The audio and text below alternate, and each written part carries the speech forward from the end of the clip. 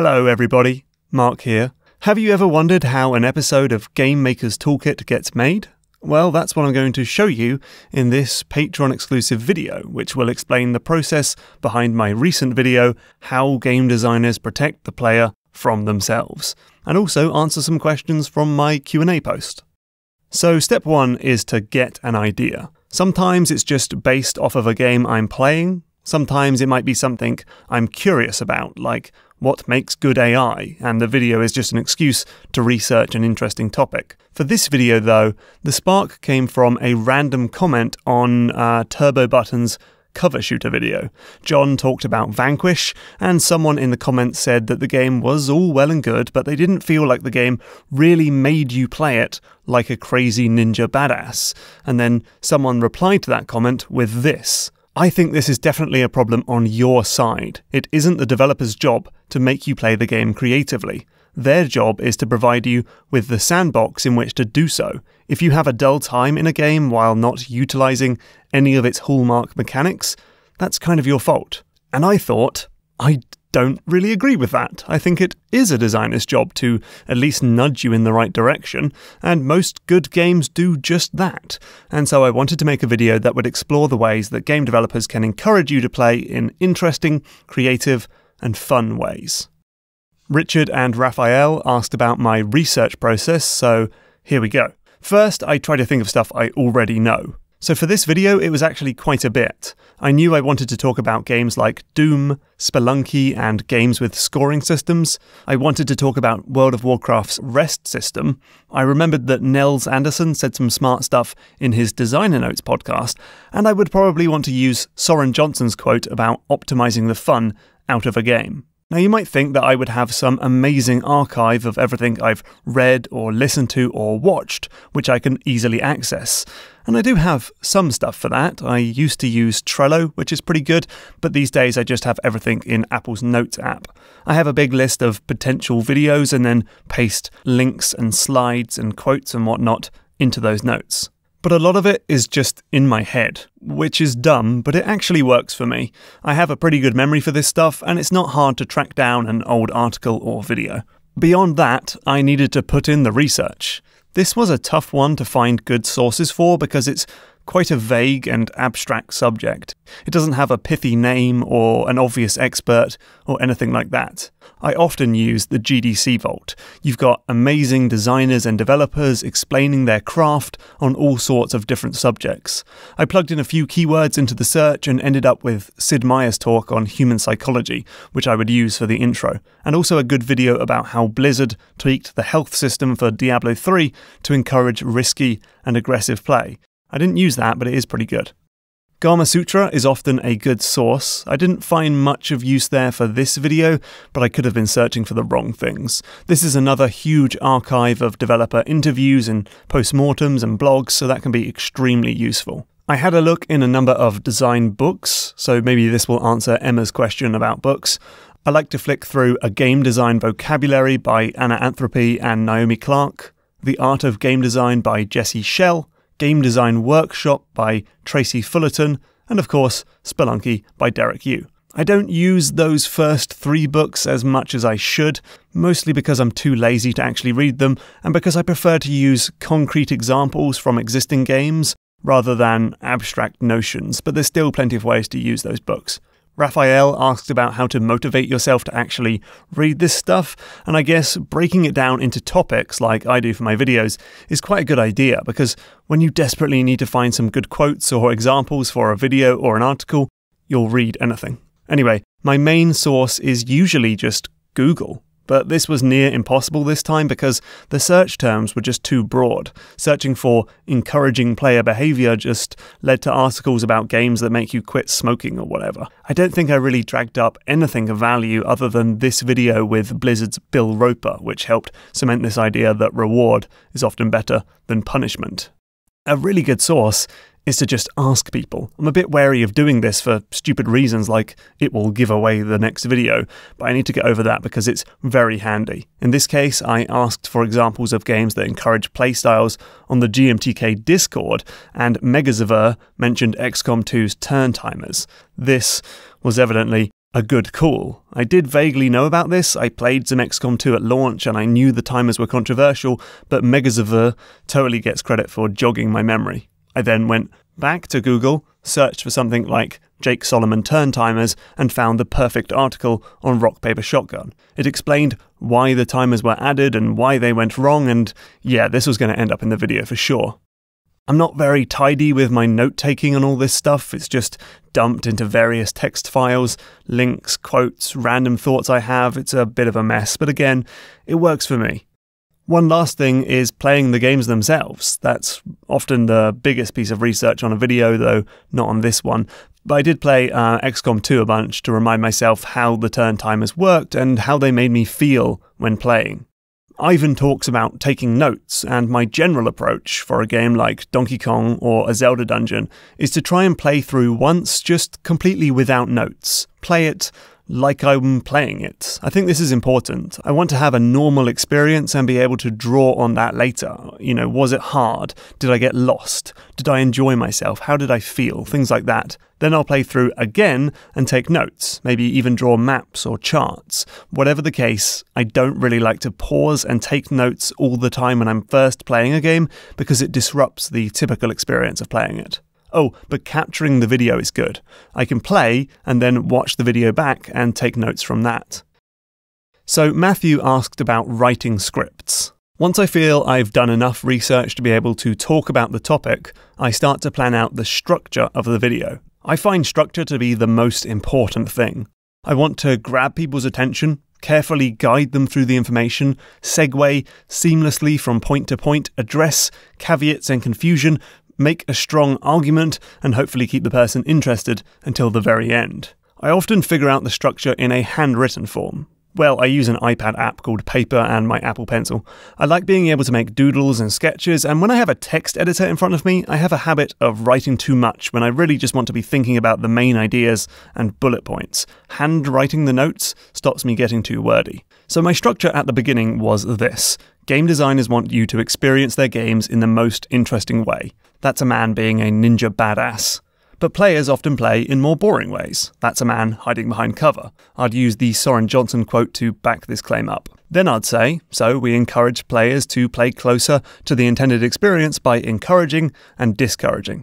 Initially, I was into this idea of encouragement and discouragement being split across different layers of a game. I dubbed these the immediate layer, the midterm layer, and the structural layer. I like to group and categorize and name things because I think it helps people remember stuff more.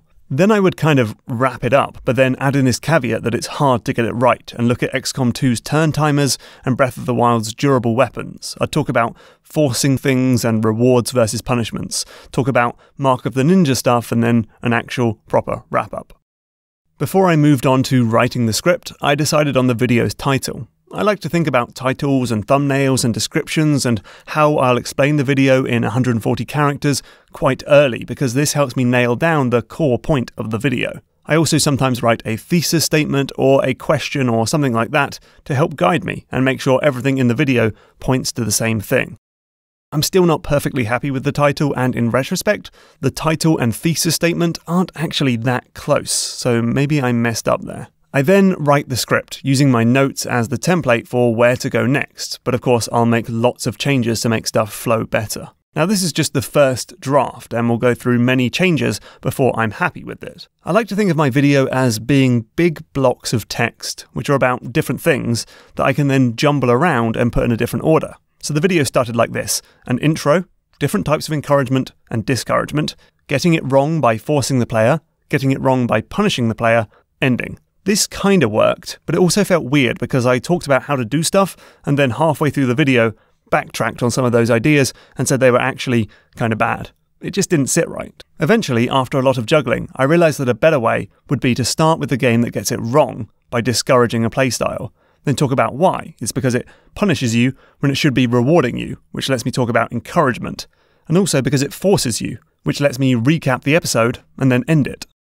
XCOM 2 proved to be perfect for this. It provided a real pillar for the video, something stable and familiar to keep coming back to. I actually use a framing like this in a lot of my videos. I'll say, Mario sucks because its levels are boring. Instead, look at Donkey Kong. Dead Space sucks because its tutorial is heavy-handed. Instead, look at Half-Life 2. These detective games suck because they're too simple. Instead, look at Her Story. It's a bit of a cheat, but it is very effective. I've also now ruined GMTK for you, so sorry about that. Anyway, the script felt pretty good at this point, so it was time to move on.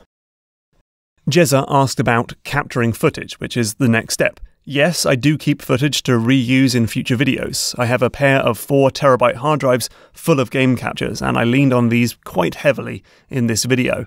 I needed other games too though, like XCOM 2. Well, I actually got this footage while I was researching the game, kill 2 birds with 1 stone and all that. I record absolutely everything I play on this, an Elgato HD60. It's a device where you plug an HDMI cable in one end, and then on the other you connect it to a computer via USB and your TV via another HDMI cable. This means that you play the game on your TV just like normal, while your computer grabs the footage in the background. And yes, I even capture PC footage on this, rather than a program like Fraps, because I capture and edit on a Mac. Most of the footage is just general gameplay, but sometimes I'll go in and grab something specific. Like, I need footage of me running out of time in an XCOM 2 mission. I always get more than I need, because you never have enough video footage when you start editing. Sometimes I'll need footage from a very specific part of a game, and if I don't have that footage, and I don't have an appropriate save game, this can be massively annoying. Sometimes I can download save files off the internet, or use cheats to speed through the game, but sometimes I just have to play the game for many hours, or ask friends if they have the footage I need. Aha, my least favourite part of the process, recording the audio. Thanks for the question, Bryce. Okay, so I use a Blue Yeti USB microphone with a pop filter. And the most important thing I find is just putting it in a good position, which is, for me, in a wardrobe, surrounded by clothes and also acoustic foam panels from Amazon that helps trap the sound and stops it bouncing off the walls and whatnot. I actually record on my iPad because the wardrobe isn't near my Mac, but that's okay because I need the script on my iPad anyway. I generally record the audio once as a practice and a warm-up. This also helps me reveal bits I cannot easily say, so I can find replacements. I then record the whole thing again properly. If I make mistakes, I back up and try the sentence again. The raw audio file is generally twice as long as the finished file once I've removed all the mistakes.